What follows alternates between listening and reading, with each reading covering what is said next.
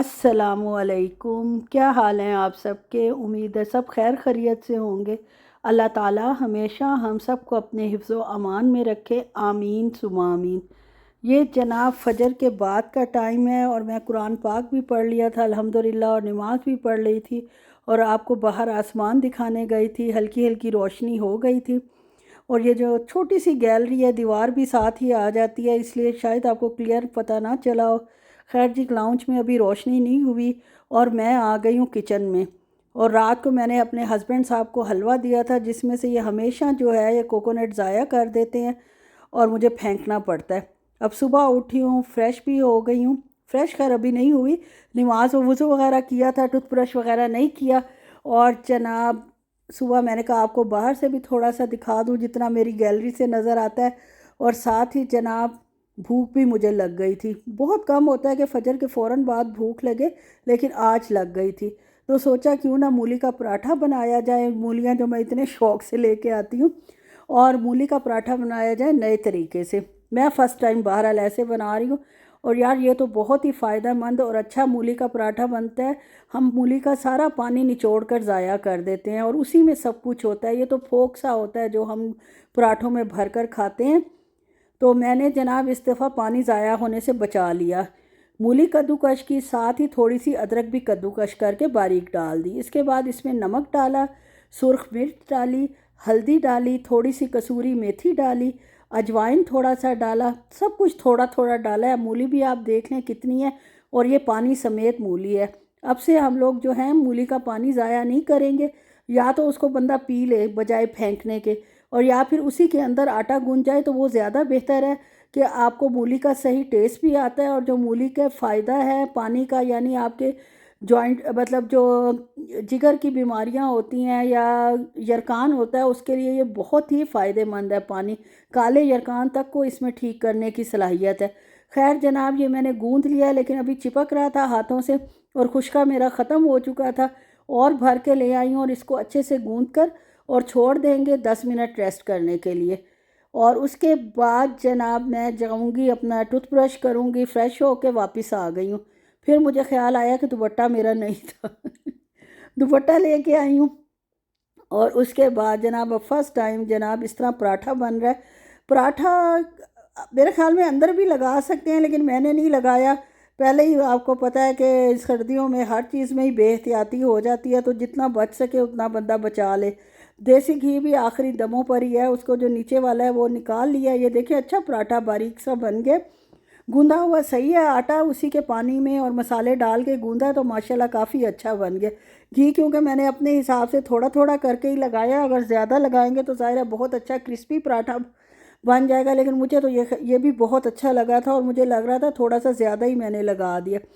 और साथ जनाब अल्लाह का शुक्र है अब गला शला सही है, तो दही का इस्तेमाल दोबारा शुरू हो चुका है। इसमें थोड़ा सा दूध डालूँगी ताकि एसिडिटी ना हो, और जनाब पराठा और ये खा लेंगे। खाने के बाद जनाब जब मैं वापस आई हूँ तो फ़ौरन तो सो नहीं सकते और ना नींद आती है। फिर मैंने सोचा कि बर्तन भी धो लूँ जो अब इकट्ठे हुए हैं। एक बंदे का नाश्ता बना है, बाकी तो अभी सो रहे हैं, आराम फरमा रहे हैं। तो वो तो 10-1 बजे, 9-10 बजे ही नाश्ता करेंगे। और हस्बैंड साहब तो खैर चले जाएंगे, बेटी करेगी 10-11 बजे नाश्ता। और जनाब वो तो खैर 8 बजे इंशाल्लाह ड्यूटी पे चले जाएंगे। ये बर्तन भी धो लेते हैं, साथ बेसन भी साफ़ कर लेते हैं। और सुबह के टाइम जब सब सोए हुए हों और आप अकेले सारा काम कर रहे हों तो सुकून और शांति ही शांति होती है। सब काम करने के बाद सोचा चाय भी पी लूँ। अब चाय को क्या रोक के रखना कि मैं 10-11 बजे पीऊँगी। इसके लिए मैंने जनाब सोचा गुड़ और अदरक वाली चाय बनाई जाए। जब सब कुछ स्पेशल आज हो रहा है तो नाश्ता चाय भी स्पेशल होनी चाहिए। अदरक मैंने फ्रेशली छिलके समेत ही घिस के अंदर डाल दिया, थोड़ा सा गुड़ डाला है, आधा चाय का चम्मच होगा। और यह भी जनाब मेरी बहन ने मुझे गिफ्ट किया था, उसके हस्बैंड को किसी ने ला कर दिया था और उसने मुझे भी दिया। अल्लाह उसका भला करे जो अब तक चल रहा है, और अभी मेरे ख्याल में काफ़ी अरसा चलता रहेगा। यूज़ तो इतना होता नहीं, आपको पता है, थोड़ा थोड़ा ही मैं तो खैर करती हूँ। उसके बाद टी बैग का ये धागा उतार देना चाहिए, ये इतना सही नहीं होता। और ख़ाली जो बैग है वो अंदर डालना चाहिए।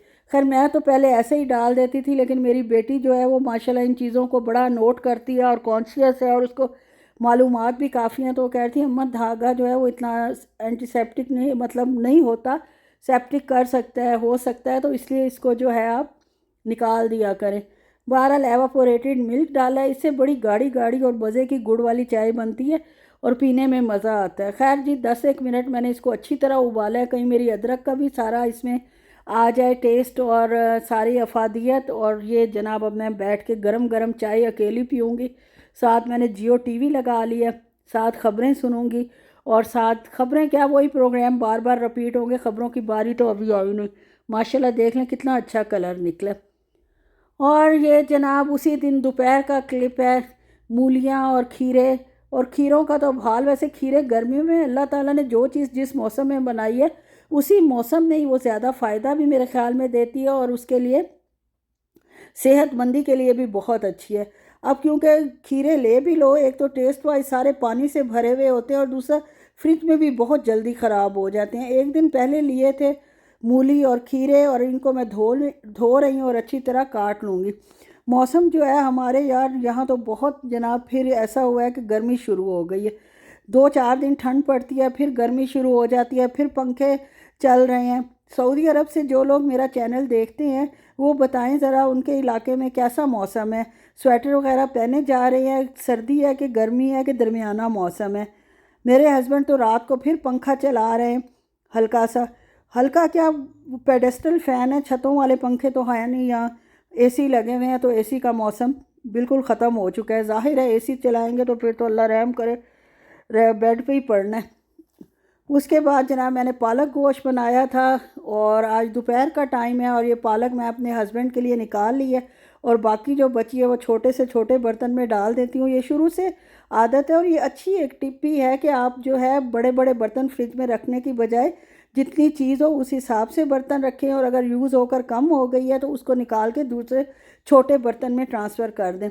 उससे ये होता है कि फ्रिज भी नीट रहता है, अच्छा रहता है, और जब आप खोलते हो आपको टेंशन भी नहीं होती, सामने सामने चीज़ें मिल भी जाती है आसानी से। जितना भरा हुआ और बड़े बर्तनों से भरा हुआ फ्रिज हो, एक तो देखकर उसे वो बड़ी उलझन होती है, घबराहट होती है, और दूसरा ये है कि इतनी सी चीज़ इतने बड़े बर्तन में वैसे ही बहुत ऑड लग रही होती है। ये थोड़ा सा सैलिड है, आखिरी ऑलिव है जो मैंने इनको दे दिया, और साथ प्याज और खीरे और एक रोटी।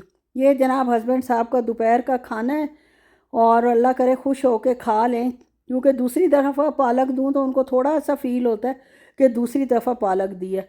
आज वो कितने अरसे बाद शाम को घर थे, ड्यूटी से उनकी ऐसी लगी हुई थी, और शकरकंदी बड़ी महंगी 22 रियाल के 24 रियाल लूलू से मिली थी। इंडियन शकरकंदी है, इंपोर्ट होके आती है, तो वो भी कीमत अपने हिसाब से ही लगाते हैं। होती खैर बहुत मज़े की है, बहुत ही मज़ेदार, पाकिस्तान जैसी शकरकंदी है, मीठी और अच्छी। इसको जनाब अब मैं बना रही हूँ तकरीबन हफ्ते 10 दिन बाद। शुक्र है ख़राब नहीं हुई, हो जाती अगर कुछ और एक दिन और पड़ी रहती ना, आई थिंक इसने ख़राब हो जाना था। और अब मैंने जनाब इसमें हल्का सा पानी का छींटा दिया है, धो के इसको दम पर रख देते हैं, और ये 20-25 मिनट में हमारी मज़ेदार सी शकरकंदी जो है वो तैयार हो जाएगी। इतनी मज़ेदार, मुझे तो खैर ये बग़ैर मसाले के ही बहुत अच्छी लगती है। ओरिजिनल फ्लेवर शकरकंदी का अपना ही इतना अच्छा होता है कि चटनियाँ मटनियाँ डाल के उनको ख़राब करने का फ़ायदा नहीं होता।